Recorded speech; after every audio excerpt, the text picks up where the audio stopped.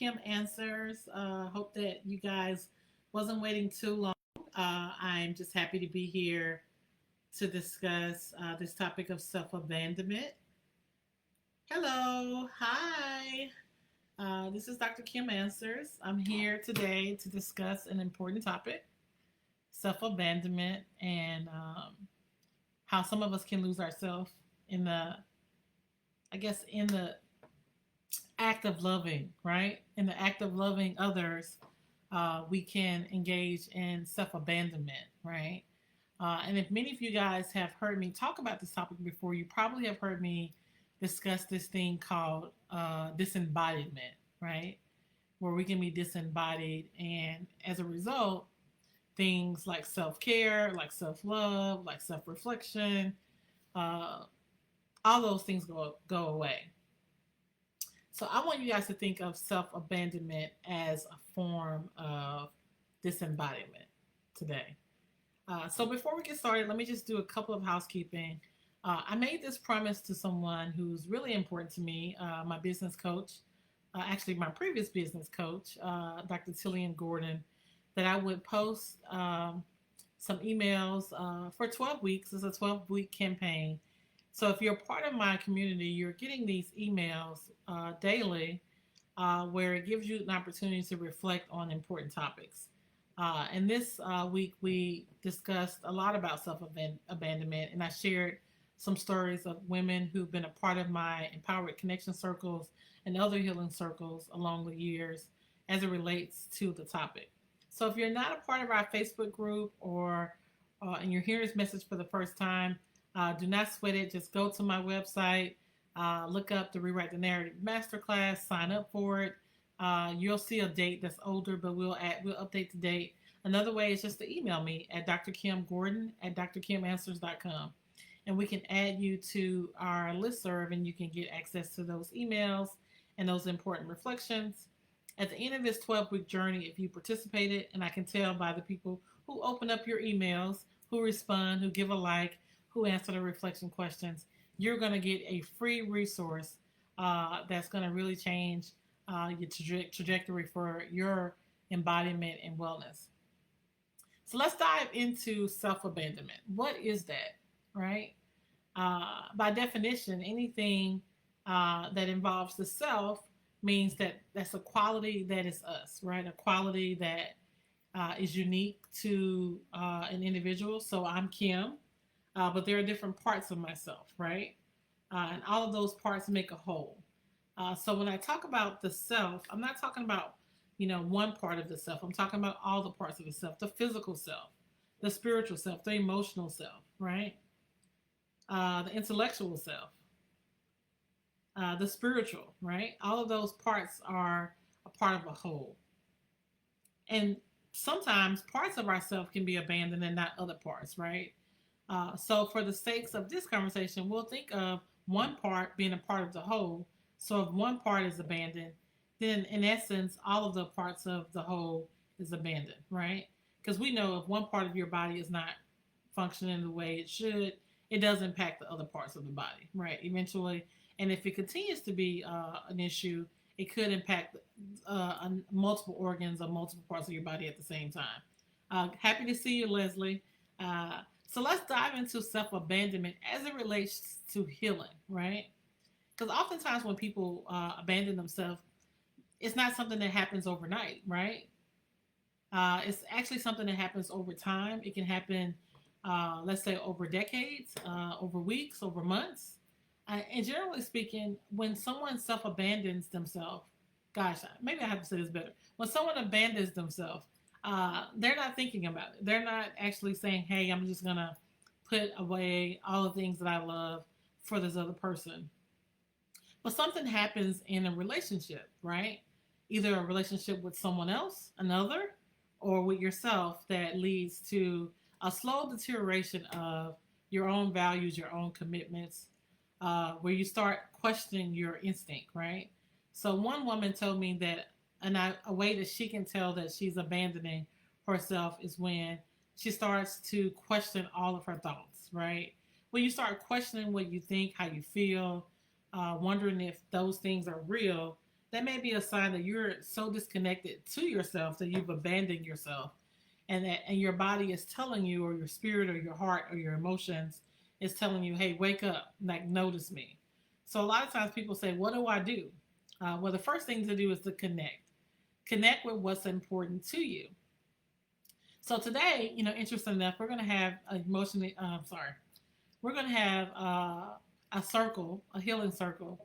And in that circle, we're going to actually talk about the quality of relationships, right? Types of relationships that are healing, and some of those relationships that, could not be so healing. I got this information from someone else, Rod Goddess, who is a life coach and someone who really kind of helps women of color as well to really redefine for themselves what the narrative is. Sometimes you can be in alignment, right?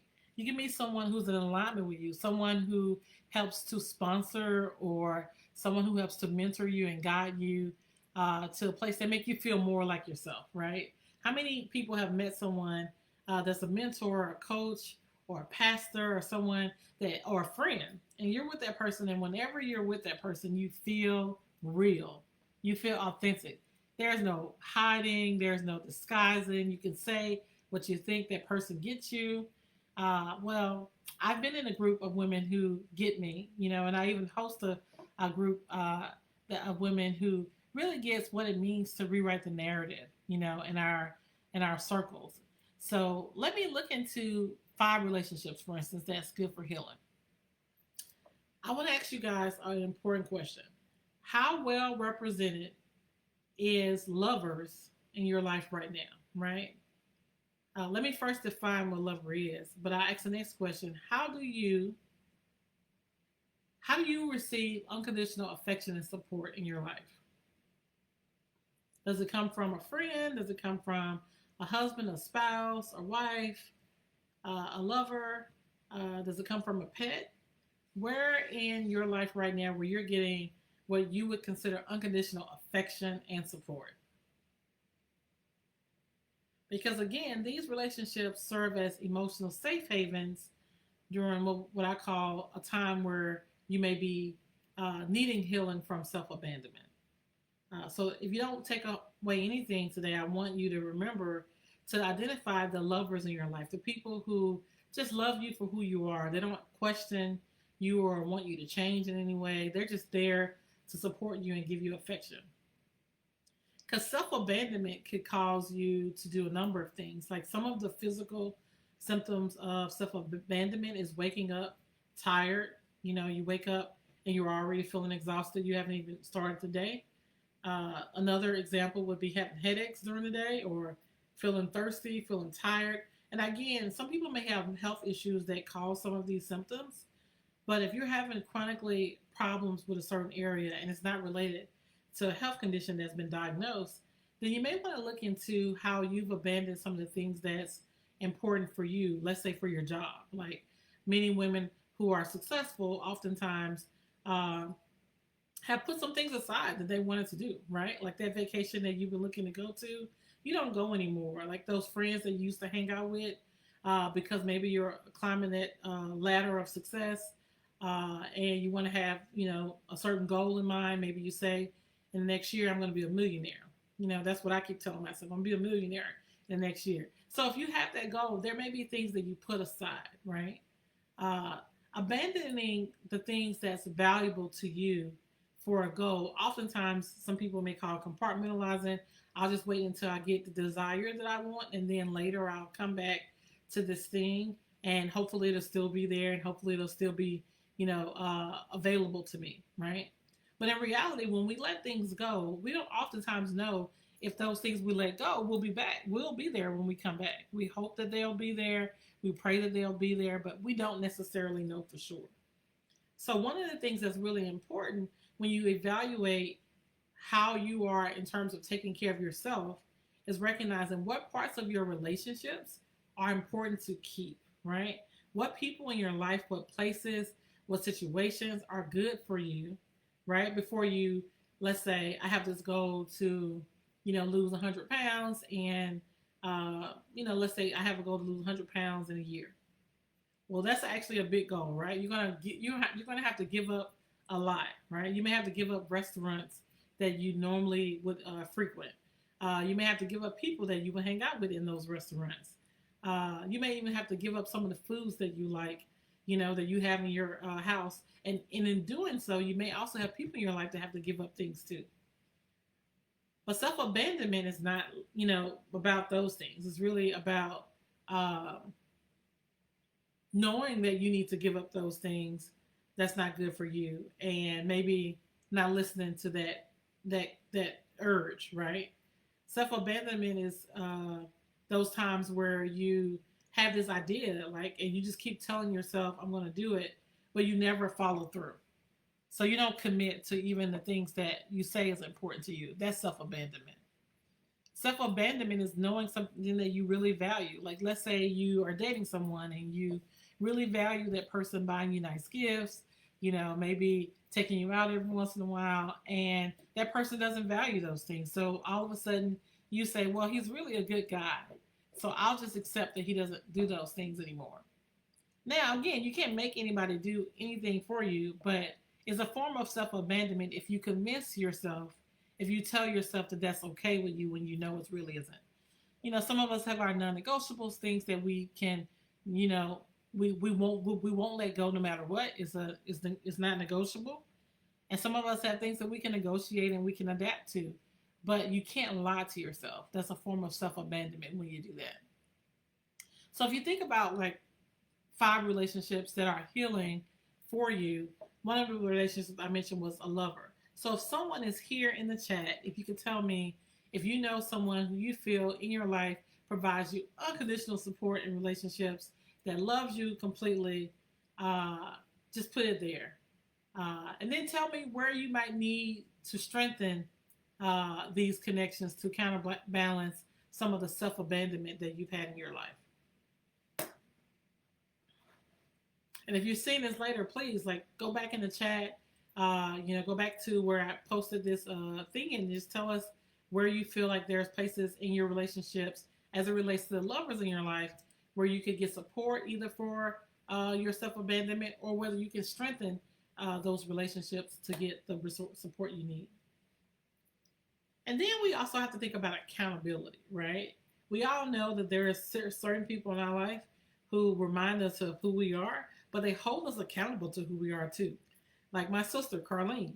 I remember years and years ago, she was like, you're doing that psychiatry thing. I think that's really great. You'll be a great doctor. But remember, Kim, you wanted to be a talk show host. You wanted to do all of these things. You wanted to write a book. You wanted to do all of that. So I have a sister who was like, hey, why don't you call your company? This was years and years ago. Ask Dr. Kim. So I finally, 20 years later, went back to the conversation of Ask Dr. Kim, and then I became Dr. Kim Answers because Ask Dr. Kim wasn't available. But what if I had actually heard that part of myself that actually resonated? Somebody who was holding me accountable to the things that I said I wanted to do and actually listened to them. During that time, I think I was probably in the early stages of burnout and self abandonment, where I had convinced myself that in order to be successful, I had to do things a certain way, right? I had to go to this certain school. I had to actually hang out with these certain people. I needed to do. So I had a list, a criteria of all the things that I needed to do to be successful. And unfortunately, at the time, that was not on my list, but it was so much of what I wanted to do. So oftentimes when we write a narrative of success a certain way, we may abandon things that we really treasure and want to do because we believe that in order to do those things, the things that we say we want, we have to give up something. So that's why you need a coach, someone who makes you accountable to the things that you believe is important to you. So do you have people in your life that offer guidance and honest feedback about your journey, about yourself, right? About your growth?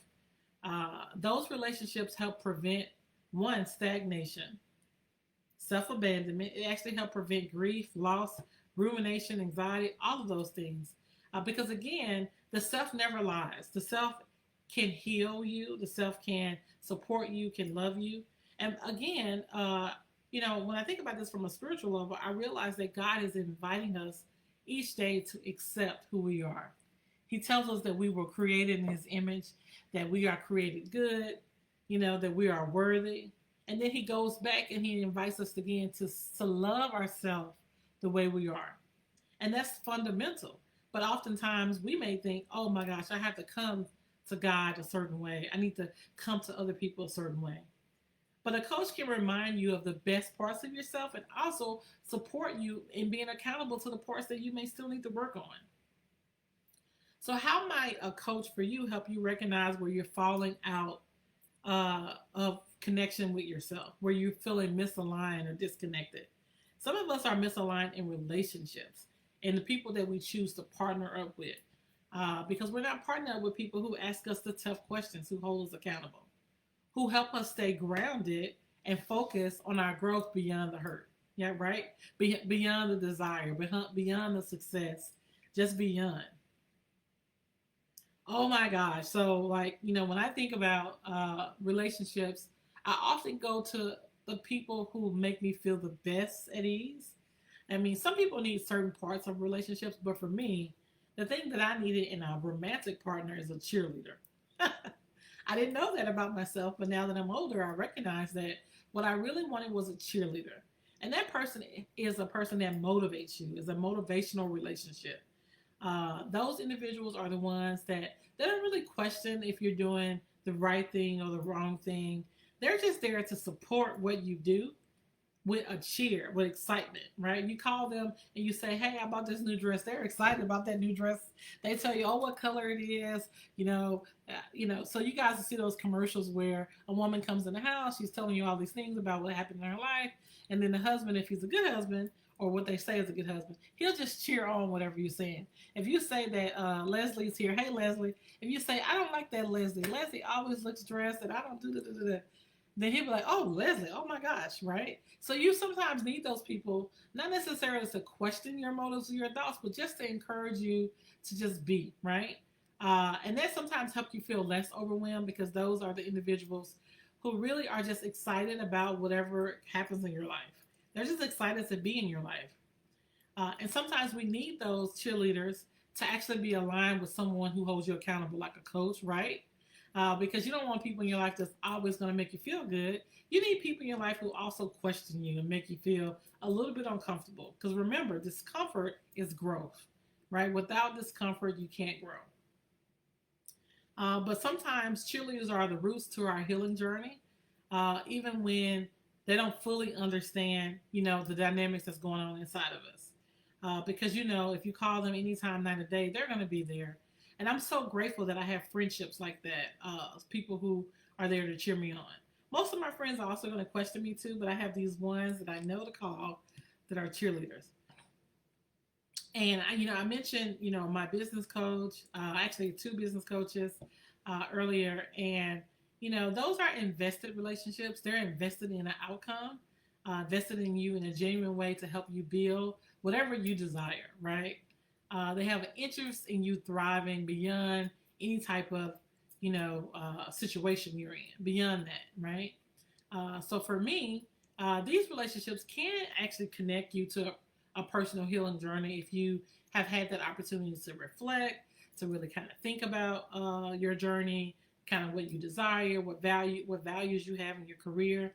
So, for instance, for me, recently I made this, really big decision to take a leave of absence from work due to burnout.